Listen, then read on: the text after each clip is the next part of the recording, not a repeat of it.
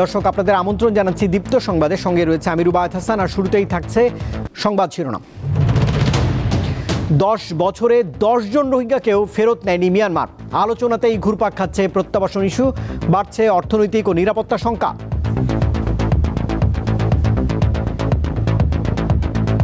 International কমিউনিটির দরকার এখানে এগিয়ে এসে বাংলাদেশকে সাপোর্ট দেয়। রোহিঙ্গাদের কারণে আসলে বাংলাদেশ বহুমাত্রিক সমস্যায় পড়ে গেছে। ফেনীর আলোচিত নুসরাত হত্যা মামলায় হাইকোর্টে 2 জনের মৃত্যুদণ্ড বহাল, সাজা কমে 4 জনের যাবজ্জীবন ও 10 জন খালাস, সন্তুষ্ট স্বজন।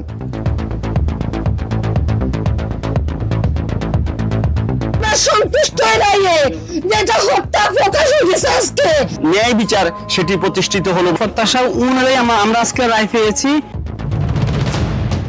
সরকারকে 6 মাসে অর্থনীতিতে শূন্য দিয়েছে সিপিডি। 31 সূচকের 19টিতেই অবনতি, কাজ হারান বন্ধ হওয়া 95টি কারখানার বিপুল শ্রমিক।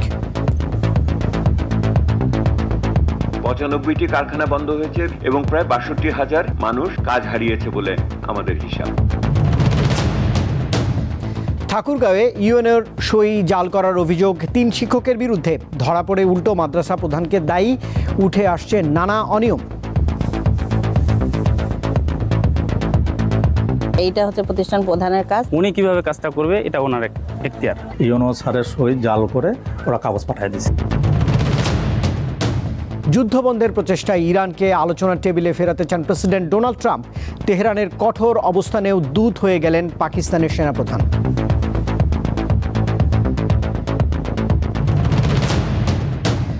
অত্যন্ত খারাপ সময় পার করছে দেশের হকি। বিকেএসপি ছাড়া খেলোয়াড় উঠে আসার ধারা বন্ধ, সীমিত আসনে নেই আধুনিক কোচিং ব্যবস্থা। অন্যান্য ইভেন্টের বেলা কিন্তু এগুলো হয় না। কেন আমরা বিকেএসপি কেন্দ্রিক যাব? এই জন্যই আমরা এখান থেকে সার্ভিসটা পাচ্ছি না।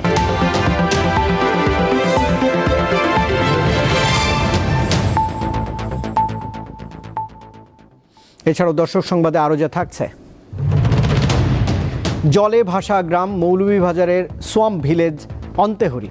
নৈসর্গিক সৌন্দর্য আকৃষ্ট করছে ভ্রমণ পিপাসুদের। তুমি বিনে এ ভুবনে আমার। এবারে পুরো আয়োজন।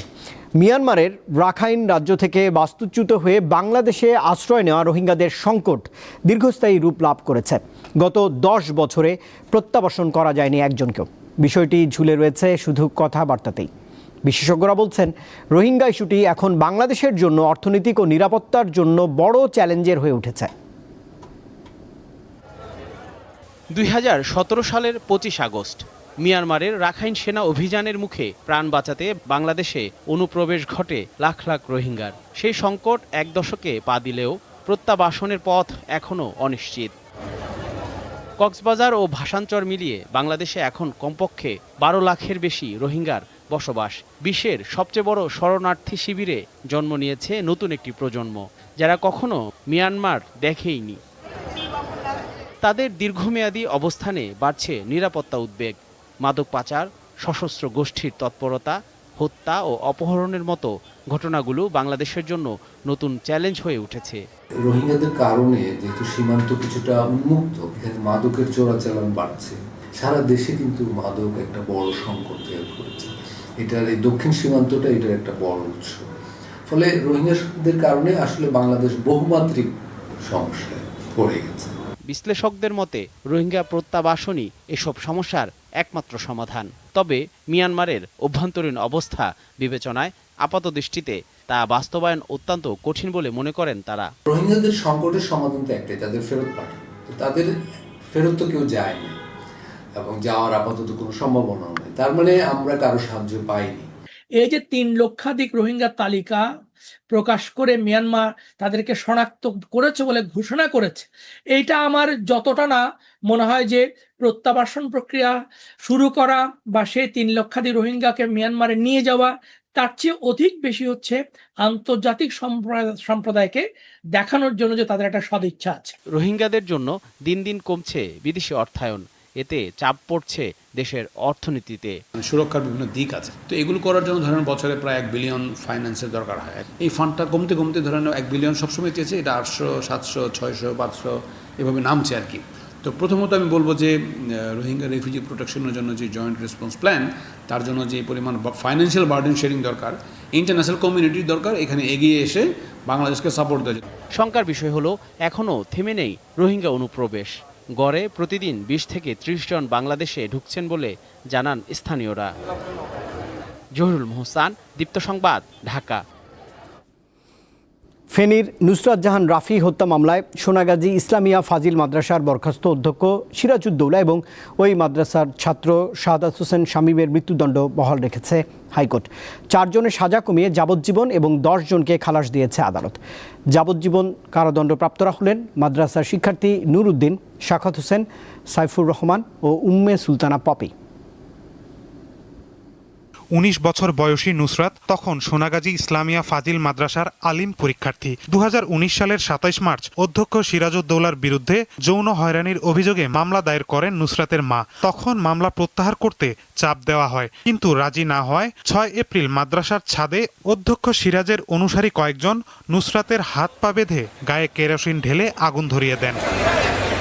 10 এপ্রিল ঢাকা মেডিকেলের বার্ন ইউনিটে মারা যান নুসরাত। এ ঘটনায় তার ভাই হত্যা মামলা করেন। 2019 সালে 16 আসামিকে মৃত্যুদণ্ড দেয় ফেনীর নারী ও শিশু নির্যাতন দমন ট্রাইব্যুনাল। তারা হলেন অধ্যক্ষ সিরাজউদ্দৌলা, স্থানীয় আওয়ামী লীগ নেতা রুহুল আমিন, কাউন্সিলর মাকসুদুল আলম, মাদ্রাসার শিক্ষক হাফেজ আব্দুল কাদের, প্রভাষক আফসার উদ্দিন, মাদ্রাসার ছাত্র নূর উদ্দিন, শাহাদাত হোসেন শামীম, সাইফুর রহমান মোহাম্মদ জোবায়ের, জাবেদ হোসেন ওরফে শাখাওয়াত হোসেন জাবেদ, কামরুন নাহার মনি, উম্মে সুলতানা পপি ওরফে তুহিন, আব্দুর রহিম শরীফ, ইফতেখার উদ্দিন রানা, ইমরান হোসেন মামুন, মোহাম্মদ শামীম ও মহিউদ্দিন শাকিল।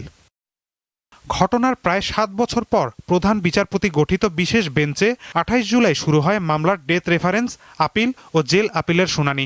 সোমবার বিচারপতি ভীষ্মদেব চক্রবর্তী ও বিচারপতি KM রাশেদুজ্জামান রাজার বেঞ্চ রায় দেয়। SM সিরাজউদ্দৌলা এবং শাহাদাত হোসেন শামীম, যার নুসরাতের পরে রাগ ছিল কারণ সে প্রেম নিবেদন করেছিল এবং নুসরাত সেটা রিফিউজ করেছিল, এই দুজনের মৃত্যুদণ্ড বহাল রেখেছেন।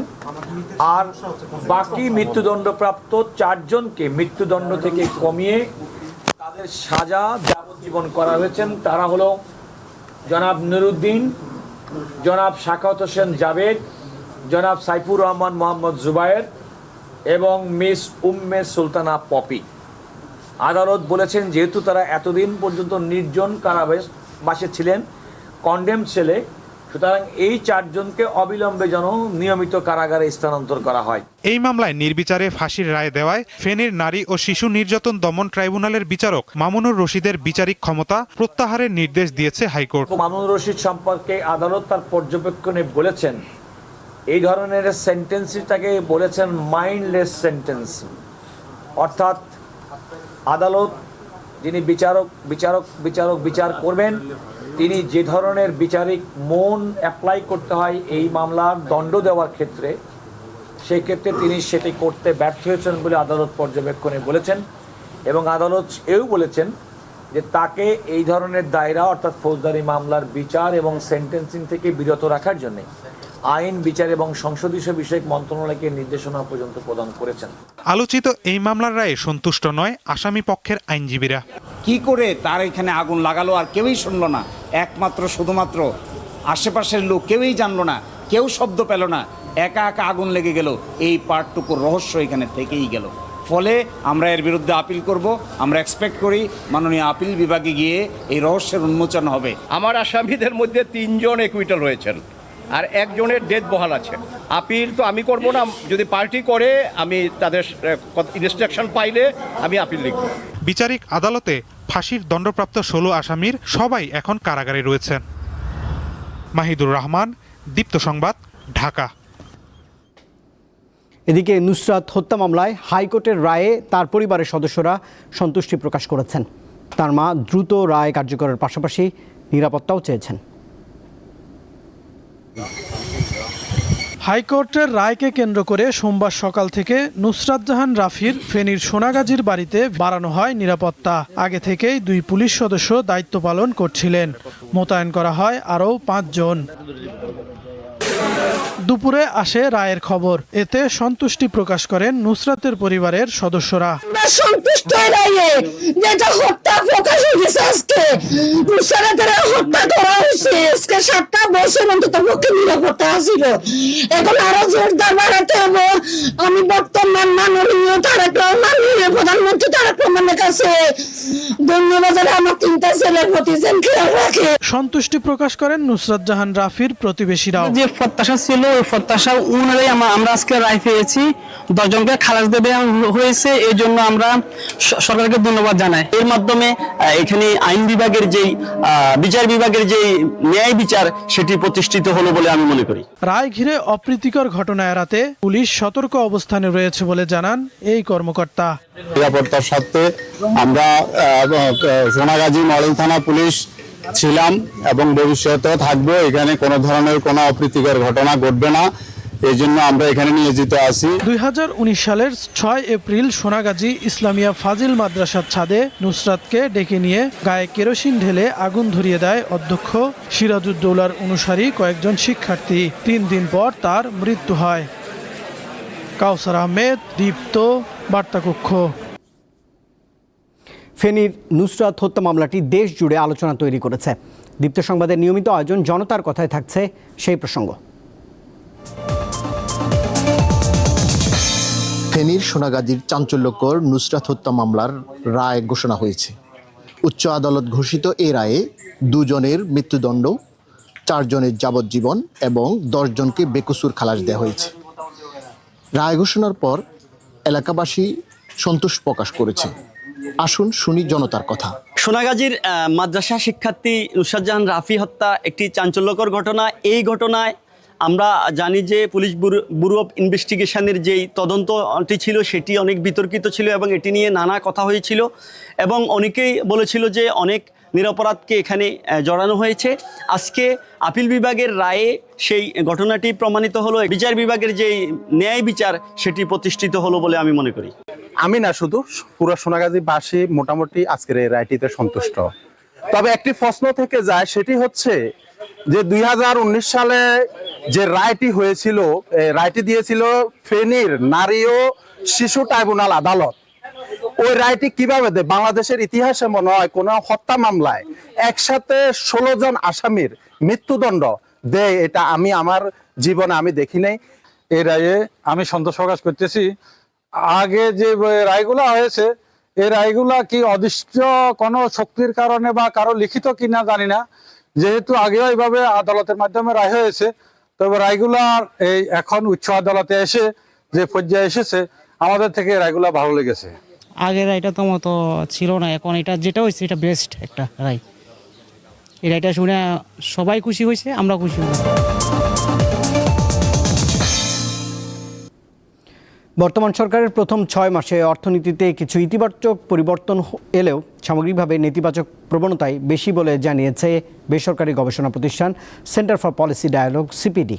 প্রতিষ্ঠানটি জানায়, একই সময়ে দেশের 3 প্রধান শিল্পাঞ্চলে 95টি কারখানা স্থায়ীভাবে বন্ধ হয়ে কমপক্ষে 61,881 জন কর্মসংস্থান হারিয়েছেন। সকালে সিপিডির কার্যালয়ে আয়োজিত সংলাপে এসব তথ্য তুলে ধরা হয়েছে। ত্রয়োদশ জাতীয় সংসদ নির্বাচনের মধ্য দিয়ে ক্ষমতায় আসা বিএনপি সরকার এরই মধ্যে 6 মাস পূর্ণ করেছে। এই সময় দেশের অর্থনৈতিক অগ্রগতি মূল্যায়ন করতে সোমবার রাজধানীতে সংলাপের আয়োজন করে গবেষণা প্রতিষ্ঠান centre for policy dialogue CPD. একটা বড় জায়গা, আগ্রহের জায়গা থাকতে পারে। এতে জানানো হয়, গত 6 মাসে মাথাপিছু ঋণের পরিমাণ $48,000 থেকে বেড়ে $55,000 পৌঁছেছে। বেসরকারি খাতে ঋণ প্রবাহ শতকরা 4.5 ভাগে নেমে এসেছে, যা ইতিহাসে সবচেয়ে কম। বাংলাদেশ ইতিমধ্যে ঋণের ফাঁদে পড়ে গেছে কিনা এবং সেটা দেশীয় এবং বিদেশির, সেটার একটা মূল্যায়ন করার প্রয়োজন ছিল। এটার ব্যতিরিকে আগামী দিনে আগানো কষ্ট হবে। সিপিডি বলছে, নিত্যপণ্যের দাম সাধারণ মানুষের ক্রয় ক্ষমতার বাইরে চলে গেছে। চলতি বছরের জানুয়ারি থেকে আগস্টে গাজীপুর, সাভার, আশুলিয়া এবং নারায়ণগঞ্জ নরসিংদী শিল্পাঞ্চলে 95টি কারখানা স্থায়ীভাবে বন্ধ হয়েছে। ফলে কর্মসংস্থান হারিয়েছে 61,881 জন। এটা হলো জানুয়ারি থেকে অগস্ট পর্যন্ত 2026 সালে এবং এটা হলো 95টি কারখানা বন্ধ হয়েছে। 95টি কারখানা বন্ধ হয়েছে, বিশেষ করে আমাদের এইটা হলো গাজীপুর, সাভার, আশুলিয়া, নারায়ণগঞ্জ, নরসিংদী এলাকাতে, এবং প্রায় 62,000 মানুষ কাজ হারিয়েছে বলে আমাদের হিসাব। গবেষকরা জানান প্রবাসী আয়ও মন্দা হাওয়া বইছে। বাণিজ্য ঘাটতি বৃদ্ধি, বাজেট বাস্তবায়নে ধীরগতি এবং বৈদেশিক বিনিয়োগ কমার মতো বিষয়গুলো পরিস্থিতিকে জটিল করে তুলছে। ওভারসিজ মার্কেটে একটা বড় আমাদের গত 5 বছরে প্রায় আমাদের 55 লাখের মতো বাইরে গেছে। এটা কিন্তু এখন কমে আসছে। সো বাইরের মার্কেট দিয়েও আমরা এটা যে প্রবাসী সেটাও হবে না। আমাদের চেষ্টা করা উচিত কিভাবে শিল্পায়নের মাধ্যমে আমরা শোভন কর্মসংস্থান করতে পারি। সরকারি কর্মচারীদের বেতন বৃদ্ধি ও ভর্তুকি সামলানো ক্ষমতাসীনদের জন্য কঠিন হয়ে দাঁড়াবে বলে মনে করেন সিপিডির গবেষকরা। শাহরিয়ার ইমন, দীপ্ত সংবাদ, ঢাকা। বিদ্যুৎ ও জ্বালানির দাম বাড়ায় এর প্রভাব পড়েছে দেশের ওষুধ শিল্পে। সেই সঙ্গে গ্যাসের সংকট এবং বিদ্যুৎ সরবরাহে বিঘ্ন ঘটলেও কারখানায় জেনারেটর এবং বড় ইউপিএস চালাতে হচ্ছে। এতে উৎপাদন ব্যয় আরও বাড়ছে। সকালে রাজধানীতে এক মতবিনিময় সভায় বাংলাদেশ ওষুধ শিল্প সমিতির নেতারা এসব তথ্যই তুলে ধরেছেন। উৎপাদন খরচ সমন্বয় করতে শেষ পর্যন্ত ওষুধের দাম বাড়ানোর প্রয়োজন হতে পারে বলেও জানিয়েছেন তারা। ওষুধ দেশের স্পর্শকাতর শিল্পের মধ্যে অন্যতম। কাঁচামাল থেকে উৎপাদন এবং ভোক্তার কাছে পৌঁছানো পর্যন্ত বিভিন্ন ধাপে এর গুণগত মান নিয়ন্ত্রণ বাধ্যতামূলক। ঘরের চাহিদা মিটিয়ে এখন বিভিন্ন দেশে যাচ্ছে বাংলাদেশের ওষুধ। সম্প্রতি কাঁচামাল আমদানি, ডলারের মূল্য বৃদ্ধি এবং সেই সঙ্গে যুক্ত হওয়া জ্বালানি সংকট এই শিল্পকে ক্ষতিগ্রস্ত করছে। সোমবার রাজধানীর তেজগাঁওয়ে বাংলাদেশ ওষুধ শিল্প সমিতির কার্যালয়ে মালিক সমিতি ও বাংলাদেশ হেলথ রিপোর্টার্স ফোরামের আয়োজনে ওষুধ শিল্পের অগ্রগতি, চ্যালেঞ্জ ও সম্ভাবনা শিরোনামে মতবিনিময় সভায় এসব কথা বলেন বক্তারা।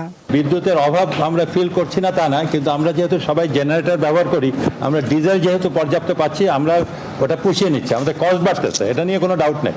বক্তারা বলেন 1982 সালের পরে দেশের ওষুধ শিল্পের বিকাশে নানা পদক্ষেপ নেওয়া হয়েছে। তারপরও গত কয়েক বছরে বেশ কয়েকটি প্রতিষ্ঠান ক্ষতির মুখে পড়েছে।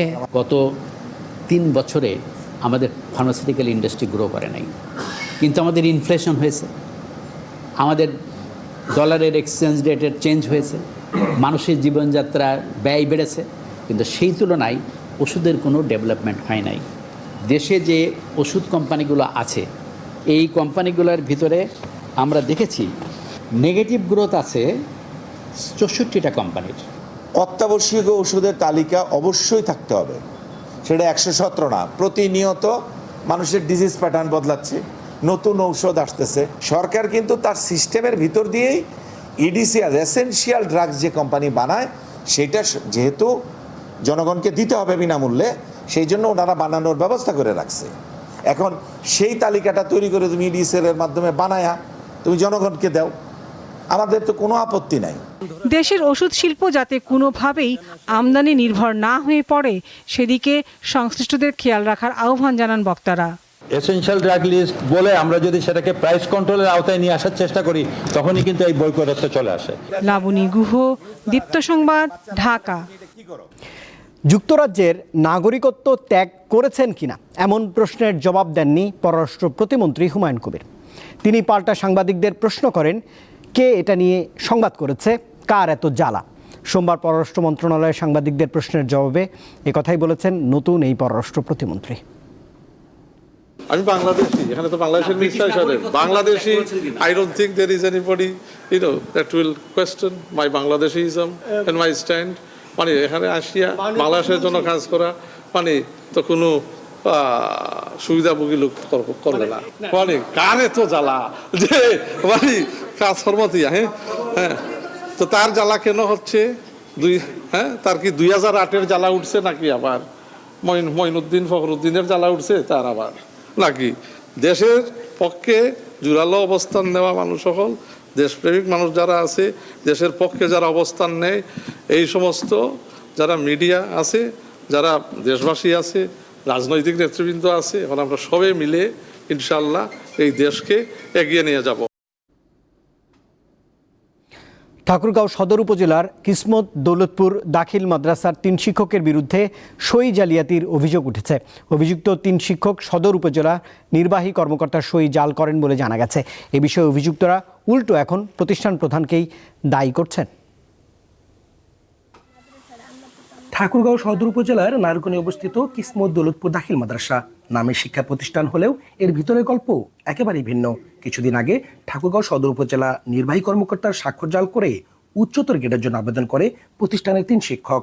তবে স্বাক্ষর জালের বিষয়ে 3 শিক্ষক ও প্রতিষ্ঠান প্রধান দোষারোপ করছে একে অপরকে। উচ্চতর গ্রেডের জন্য আমার শিক্ষক ইউনো স্যারের সই জাল করে ওরা কাগজ পাঠিয়ে দিছে।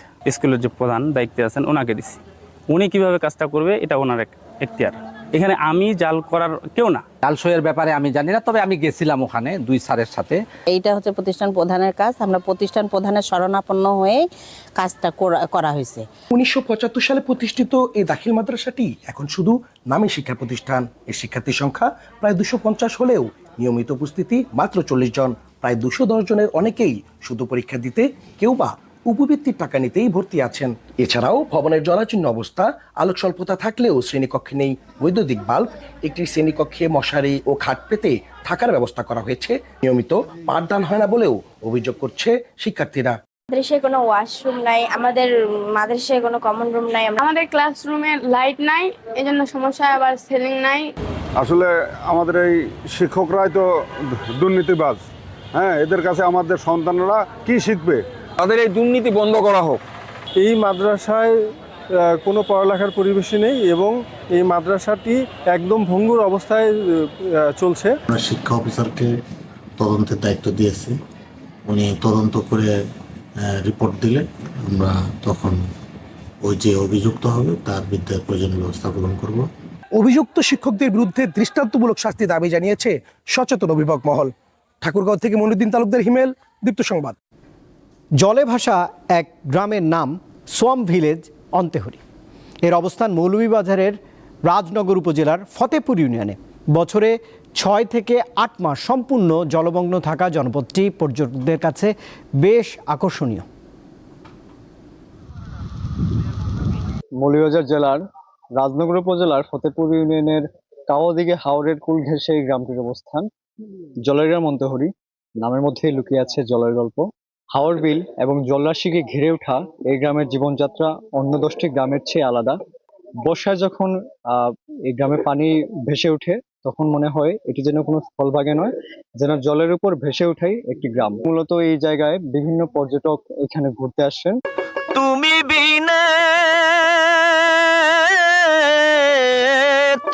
বিনে এ ভুবনে আমার কে আছে ঔষধি রে বন্ধু। এই গ্রামের যেরকম প্রাকৃতিক সৌন্দর্য ঠিক একই রকম ভাবে লুকিয়ে আছে এই গ্রামের পিছনের মানুষের কষ্টের গল্প। আমরা দেশও রাস্তা নাই, খালি নৌকোই বারাম 6 মাস, আর 6 মাস আমরা আউরে উড়ে যাওয়ার কোনো পথ নাই। অসুবিধাগুলো নিয়েই আসলে এই গ্রামের মানুষরা প্রত্যেক দিন আসলে তারা চলাফেরা করছেন।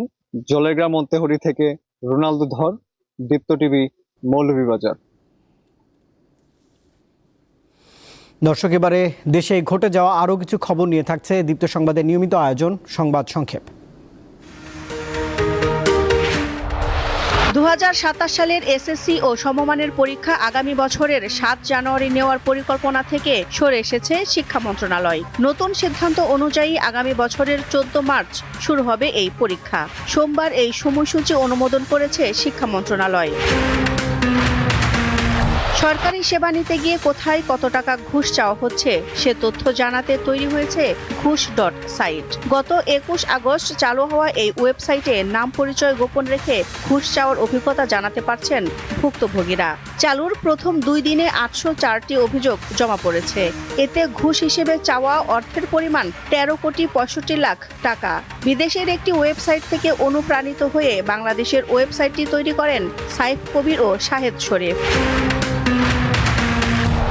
চলতি অর্থবছরের প্রথম মাস জুলাইয়ে উন্নয়ন প্রকল্পে বরাদ্দের কোনো টাকাই খরচ করতে পারেনি সরকারের 10টি মন্ত্রণালয় বা বিভাগ। ফলে প্রথম মাস শেষে সার্বিকভাবে বার্ষিক উন্নয়ন কর্মসূচির 1% বাস্তবায়নও হয়নি। সোমবার পরিকল্পনা মন্ত্রণালয়ের বাস্তবায়ন পরিবীক্ষণ ও মূল্যায়ন বিভাগ এডিবি বাস্তবায়নের হালনাগাদে এ চিত্র প্রকাশ পেয়েছে। নেত্রকোনার মদন উপজেলায় ধর্ষণে 12 বছর বয়সী মাদ্রাসার ছাত্রী অন্তঃসত্ত্বা হওয়ার আলোচিত মামলায় আসামির বিরুদ্ধে চূড়ান্ত বৈজ্ঞানিক প্রমাণ হাতে পেয়েছে পুলিশ। ডিএনএ পরীক্ষার প্রতিবেদনে ভুক্তভোগী শিশুটির জন্ম দেওয়া নবজাতকের সঙ্গে অভিযুক্ত শিক্ষক আমানুল্লাহ মাহমুদী সাগরের ডিএনএ হুবহু মিলে গেছে। দিলশাদানি, দীপ্ত, বার্তাকক্ষ। আন্তর্জাতিক প্রসঙ্গ। যুক্তরাষ্ট্রের সঙ্গে মধ্যস্থতার উদ্যোগ নিয়ে ইরানের স্বরাষ্ট্রমন্ত্রী ইস্কান্দার মোমেনির সঙ্গে সাক্ষাৎ করেছেন পাকিস্তানের সেনাপ্রধান আসিম মুনির। স্থানীয় সময় সোমবার দুপুরে তেহরান পৌঁছান পাকিস্তানের সেনাপ্রধান। ইরানের আধা সরকারি সংবাদ সংস্থা ফার্সের তথ্য মতে আসিম মুনির এই সফরকালে দেশটির ঊর্ধ্বতন কর্মকর্তাদের সঙ্গে আলোচনা করবেন। তিনি ইরানের সর্বোচ্চ নেতা মুস্তফা কামিনীর ঘনিষ্ঠ ব্যক্তিদের সঙ্গেও বৈঠক করতে পারেন। এই সফরে তাঁর সঙ্গে স্বরাষ্ট্রমন্ত্রী মোহসেন নাকভিও সেখানে রয়েছেন। আল জাজিরা জানিয়েছে ইরানকে পুনরায় সমঝোতার টেবিলে ফেরাতে যুক্তরাষ্ট্রের প্রেসিডেন্ট ডোনাল্ড জন ট্রাম্পের অনুরোধে পাকিস্তানের সেনাপ্রধান আসিম মুনির এই সফর করছেন। গত সপ্তাহে মুনিরকে ফোন করে ট্রাম্প এই বার্তাই দেন।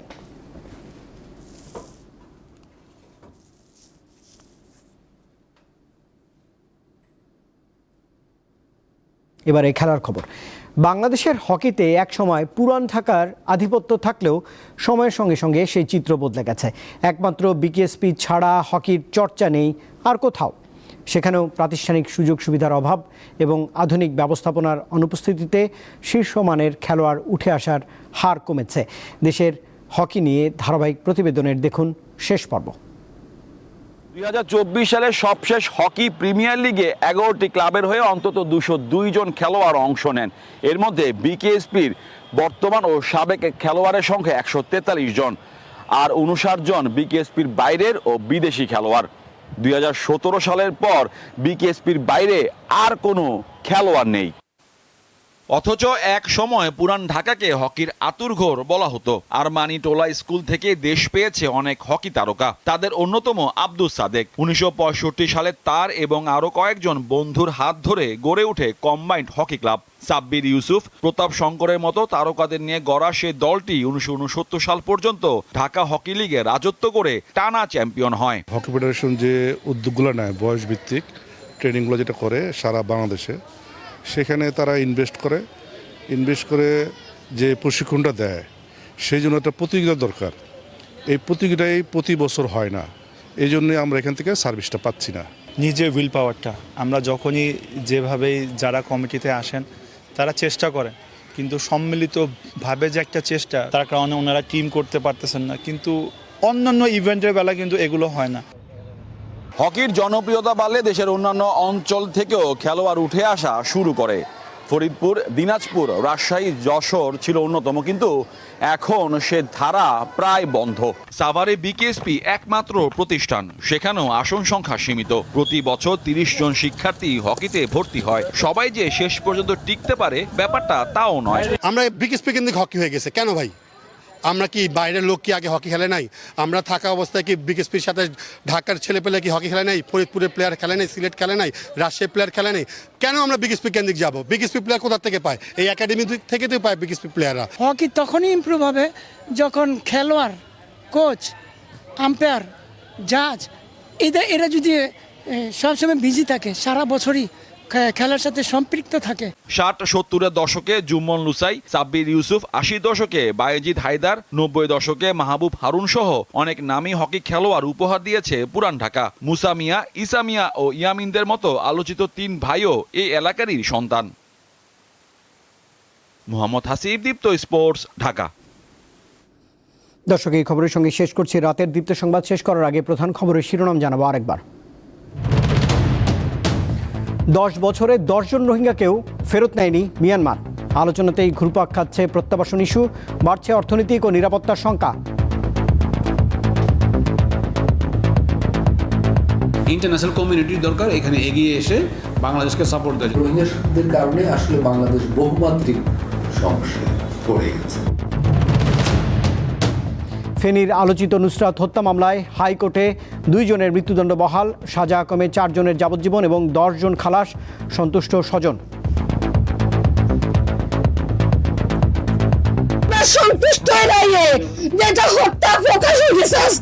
ন্যায় বিচার সেটি প্রতিষ্ঠিত হলো। প্রত্যাশা অনুযায়ী আমরা আজকে রায় পেয়েছি।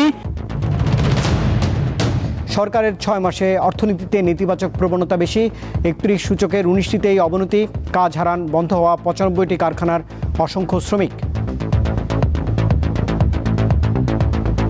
95টি কারখানা বন্ধ হয়েছে এবং প্রায় 62,000 মানুষ কাজ হারিয়েছে বলে আমাদের হিসাব। ঠাকুরগাঁওয়ে ইউএনওর সই জাল করার অভিযোগ 3 শিক্ষকের বিরুদ্ধে, ধরা পড়ে উল্টো মাদ্রাসা প্রধানকেই দায়ী, উঠে আসছে নানা অনিয়ম। এইটা হচ্ছে প্রতিষ্ঠান প্রধানের কাজ। উনি কিভাবে কাজটা করবে এটা ওনার এখতিয়ার। ইউনো স্যারের সই জাল করে ওরা কাগজ পাঠিয়ে দিয়েছে। যুদ্ধবন্ধের প্রচেষ্টায় ইরানকে আলোচনার টেবিলে ফেরাতে চান প্রেসিডেন্ট ডোনাল্ড ট্রাম্প। তেহরানের কঠোর অবস্থানেও দূত হয়ে গেলেন পাকিস্তানের সেনাপ্রধান।